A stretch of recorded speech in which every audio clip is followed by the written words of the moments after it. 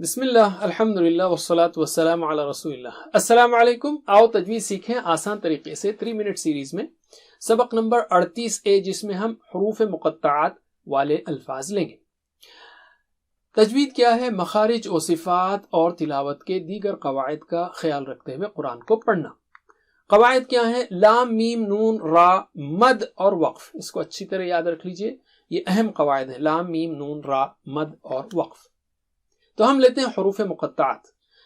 इन हुरूफ को मिलाकर एक लफ्ज की तरह नहीं पढ़ा जाता, जैसे यासीन है, इसको यास नहीं पढ़ेंगे, बल्कि हर हर्फ अलग अलग पढ़ा जाता है। इसलिए इनको मुक़त्तआत कहते हैं, यानी क़ता किए हुए, टुकड़े किए हुए, अलग अलग। कुरान करीम में कुल 14 हुरूफ मुक़त्तआत हैं, जो 29 सूरतों के शुरू में आते हैं। अरबी के हुरूफ तहज्जी की तादाद भी 29 है। दिलचस्प बात है, सुभान अल्लाह। जब भी आप इन हुरूफ मुक़त्तआत पर मद देखें तो उसको 6 हरकत से खींचेंगे आप।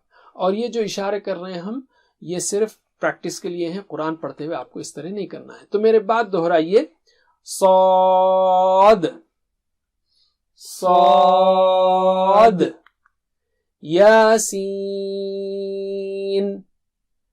यासीन, हामीम हामीम, अलिफ लाम मीम, अलिफ लाम मीम, अलिफ लाम रा, अलिफ लाम रा, तासीम मीम, तासीम मीम। याद रखिए, मीम पर गुन्ना है तो गुन्ना भी अदा होना है, मीम पर तशदीद है। अलिफ लाम मीम रा, अलिफ लाम मीम रा,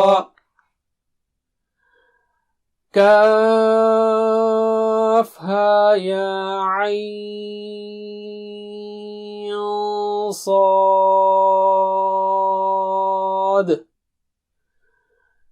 काफ